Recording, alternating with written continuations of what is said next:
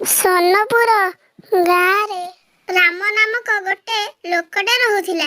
से काठ बिका काम करुथिला। से सबुदिन भलिया आज भी मध्य जंगल को काठ काटिया ପାଇଁ जाइथिला। से गोटे गछटे बाछिला ओ से गछ पाखକୁ गला।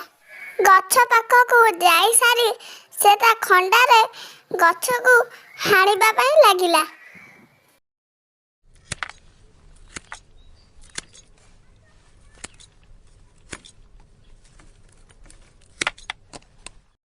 गछ को काटी सारी राम से काठ को साउंटी से जंगल बाटे दे मार्केट गला। किछि समय मध्य से मार्केट को मध्य पहुंची गला। मार्केट रे पहुंची से ता पाई गोटे जगह बाछिला। जगह बाछि सारी से बिकिबा आरंभ कला। ओ भाई काठ नियो, काठ सस्तारे काठ नियो। किछि समय मध्यरे ता पाखको काठ नबा ପାଇଁ गोटे कस्टमरटे आसिला। ओ कहिला, भाई आमर आज बाघर अछि, आम रोषेई कामरे लागिबो, मते भी काठ दियो। बेपारी कहिला, हाँ निश्चय पैसा दियो, काठ नहीं जाओ। पैसा देई काठ नहीं सारी से ता घर को पळैला। बेपारी मध्य भी घर को पळैला।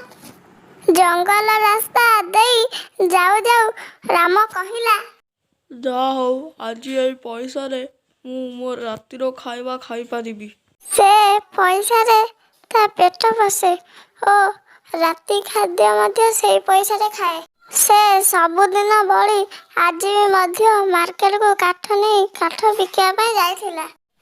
से सेई जगह को जाई से तार काठ बेपार आरंभ कला। काठ नियो काठ, काठ नियो काठ। काठ बिक्री हेलानी बोली से जंगल बाटे दे मन दुख करी जाउथिला।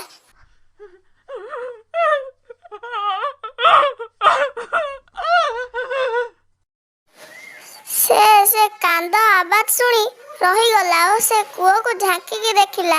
कुओ को झांकी की देखी साला पर ता मुंड खराब हो गला। से देखिला कि कुओरे पड़ी गोटे बुढ़ी लोकटे कांदुची। से सांगे सांगे ता पाखरे ता काठ तोई सांगे सांगे कुओ को रस्सी पकाइला। हेले बुढ़ी लोकटे मना कर देला।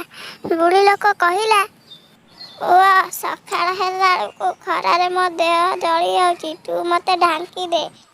ए कथा सुनी राम ता काठ को घोड़े सेठारु पळाइला।